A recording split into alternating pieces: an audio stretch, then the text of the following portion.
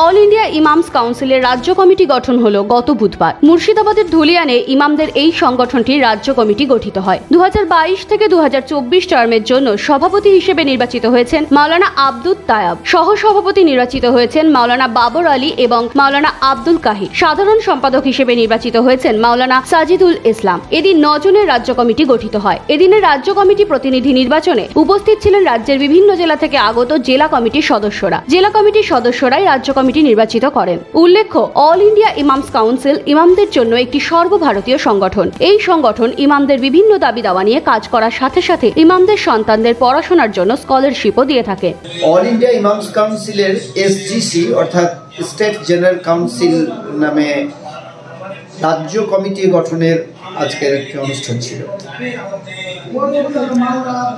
এই অনুষ্ঠানটি গোটা ভারতবর্ষে কি হচ্ছে আপনারা হয়তো জানেন না, আমরা সোশ্যাল মিডিয়ার মাধ্যমে প্রচার করেছি যে গোটা ভারতবর্ষে নিচু স্তর থেকে নিয়ে জেলা এবং রাজ্য স্তরে নির্বাচন অর্থাৎ কমিটি পুনর্গঠন পর্ব চলছে।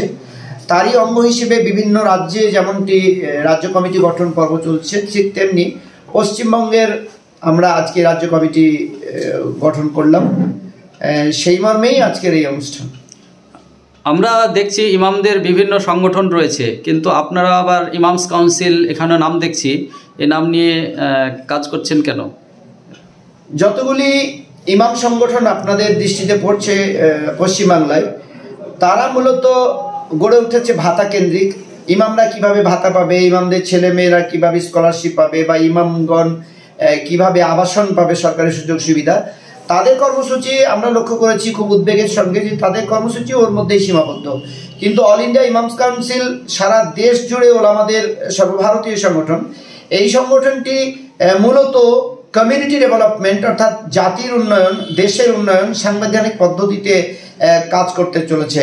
স্বাধীনতার 74 বছর পরেও আমরা দেখছি যে সংবিধানে মানুষের যে মূলত মৌলিক দাবি, স্বাধীনতা, ন্যায় বিচার এবং নিরাপত্তা, দেশের সংবিধান এটার স্বীকৃতি দিলেও সরকার যারা পরিচালনা করছে, দেশ যারা পরিচালনা করছে, মানুষের এই মৌলিক দাবিগুলি পূরণে ব্যর্থ হয়েছে।